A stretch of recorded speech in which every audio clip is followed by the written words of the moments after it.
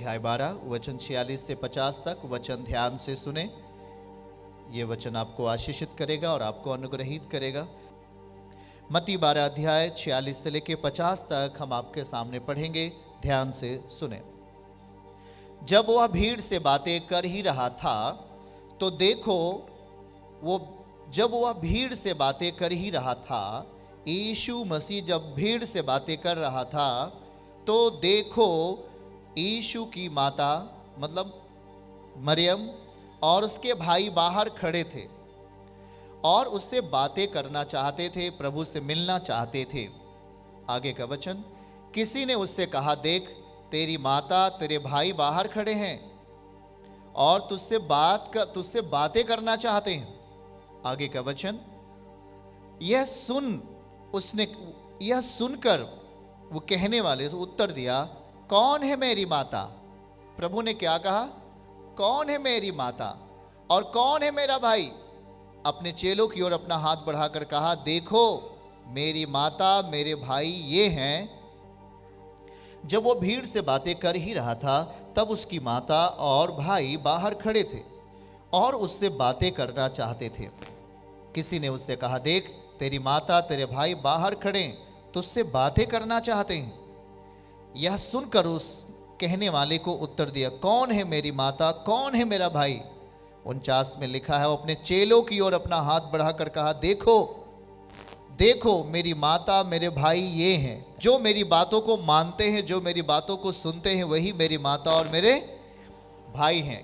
हम उसको पढ़ लेंगे, क्योंकि जो कोई मेरे स्वर्गीय पिता की इच्छा पे चले वही मेरा भाई, मेरी बहन और मेरी माता है। किसकी इच्छा पे? और जो स्वर्गीय पिता की इच्छा पे चलेगा वही है प्रभु के परिवार के सदस्य। आमीन। प्रभु क्या कहते हैं? जो मेरी बातें सुनता है और मानता है। मरकुस में पढ़ाइए इसको और हम मरकुस की किताब को देखेंगे और वहां पर किस तरह से लिखा हुआ है। मरकुस अध्याय 3 31 से लेकर 35 तक। और उसकी माता और उसके भाई आए और बाहर खड़े होकर उसे बुलवा भेजा। वचन 32 में लिखा है, भीड़ उसके आसपास बैठी थी। उन्होंने उससे कहा, देख तेरी माता तेरे भाई बाहर तुझे ढूंढते हैं, तुझे ढूंढ रहे हैं। ओके, आगे पढ़िए।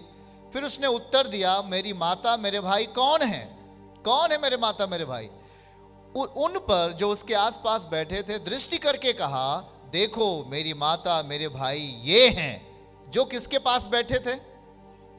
यीशु पिता के पास जितने लोग बैठे थे, प्रभु कहता इन्हें देखो, ये है मेरी माता मेरे भाई मेरे परिवार के लोग। क्योंकि जो कोई परमेश्वर की इच्छा पे चले वही मेरा भाई मेरी बहन और मेरी माता है। हालेलुया। बातों को समझ रहे हैं क्या?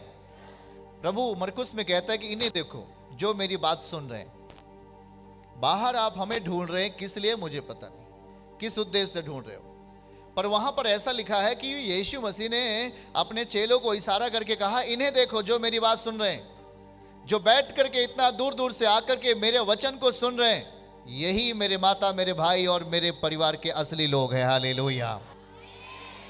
पड़ोसी को बोलो, एक दूसरे से हाथ मिला करके, आप साधारण नहीं हैं। क्यों? आप किस परिवार से हो? आप सर्वशक्तिमान के परिवार से हो। हाँ बाप रे, तब तो आप बहुत शक्तिशाली लोग हो। प्रभु ने कहा अपने चेलों से, देखो इन्हें, जो मेरी बात सुन रहे हैं ये मेरे परिवार के लोग हैं। जो मेरा हुक्म मानते, जो मेरा वचन का पालन करते हैं, यही मेरे परिवार के लोग हैं। ऐसा जीवित परमेश्वर कह रहे हैं, ऐसा जीवित प्रभु समझा रहा है। हालेलुया। हमारा फेथ जहां तक है वचन के अनुसार समझ। ओके, वचन के अनुसार समझ, वचन के अनुसार समझ जहां तक है वहीं तक हमारा फेथ है, वहीं तक हमारा विश्वास है। हालेलुया।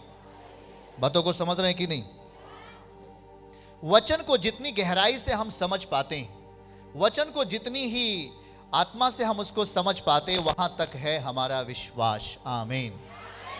पर हम जैसे जैसे अपना स्टेप, जैसे जैसे हम सीढ़ियों को चढ़ते हैं, वैसे वैसे हमें आत्मिक अनुभव मिलता है। क्या मिलता है? और हमारे विश्वास में बहुत सारी गवाहियां होती हैं, हमारे विश्वास में बहुत सारे चमत्कार आ जाते हैं, हमारे विश्वास में बहुत सारे लोगों का छुटकारा हो जाता है, हम छूट जाते हैं, हम समस्याओं का निवारण पा लेते हैं, क्योंकि हमने एक स्टेप से दूसरा स्टेप क्या किया? चढ़ा कि नहीं चढ़ा? पहला स्टेप चढ़ा, हमको अनुभव मिला विश्वास का। जब पहला स्टेप चढ़ा, हम कुछ निकट गए उस वेदी के ऊपर, परमेश्वर के निकट गए। जैसा ही दूसरा कदम बढ़ाया, हमें और अनुभव मिला और हमें आत्मिक ज्ञान मिला और हम और प्रभु के निकट गए। पर तीसरा, और इस तरह से हम ऊपर होते हैं प्रभु के, हम प्रभु के निकट पहुंच जाते हैं। आमीन। बातों को ध्यान से समझिए। हमारा समझ, सब लोग बोलिए, हमारा समझ, वचन की समझ हमारी बढ़ोतरी है। बगैर उस तथ्य को समझे असलियत आप में प्रकट नहीं होगी। इतना आप सोच लो। तथ्य समझना है, फैक्ट क्या है वचन का। जब उसे आप समझने लगते हो तो वो अपने आप को प्रकट करने लगता है। बाकी तो बोलते 50 साल के विश्वासी हैं, मुंह में गुटखा भर के इधर उधर कर रहे हैं। और तो क्या मतलब है? तो भाई आप विश्वासी थोड़ी हो, है?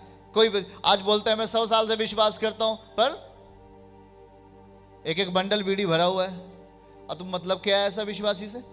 नो, वहां पर उसके लिए कोई मायने नहीं है कि प्रभु उसके लिए काम करे। हम उसके पास कोई भी आत्मिक बल का अनुभव नहीं है। बोलिए, आत्मिक बल का अनुभव। यह आता कैसे है? जब हम उसको सही रीड से, सही तरीके से पढ़ते हैं और उसे समझते हैं। समझ रहे कि नहीं? अभी प्रभु के निकट जितने भी परिवार के लोग बैठे हुए थे, प्रभु ने कहा यही मेरा क्या है? परिवार के लोग हैं। आप उसके निकट बैठे हैं, इच्छाओं के साथ बैठे हैं, निवारण चाहते, समाधान चाहते, अपनी लाइफ के लिए कुछ बेहतर चाहते हैं, प्रभु के निकट आ चुके हैं। आप उससे निवारण चाहते, तो आपको समझना पड़ेगा वचन की हकीकत क्या है। वचन कहता है, वचन का सामर्थ्य क्या है। वचन को हम नहीं चलाते, वचन हमें चलाता है। आमीन। याद रखना इस बात के लिए। तो जहां तक हमारी समझ है वचन की, फेथ क्या है, बिलीव नहीं, मैं शाम को बता रहा था, बिलीव शब्द इस्तेमाल नहीं करना, फेथ यहां पर इस्तेमाल करते। फेथ, विश्वास। जो हमारे अंदर विश्वास आ रहा है, जो फेथ आ रहा है, वो वचन की समझ से आएगा, वचन पर चलने से आएगा। आमीन। प्रभु कहता है कि मेरा भाई, मेरा बहन वही है जो मेरे साथ अभी बैठे हैं, जो मेरी बात सुन रहे हैं, जो मेरी बातों पर चलने के लिए अपने आप को तैयार कर लेते हैं। मैं अपने आप को वहीं प्रकट करूंगा।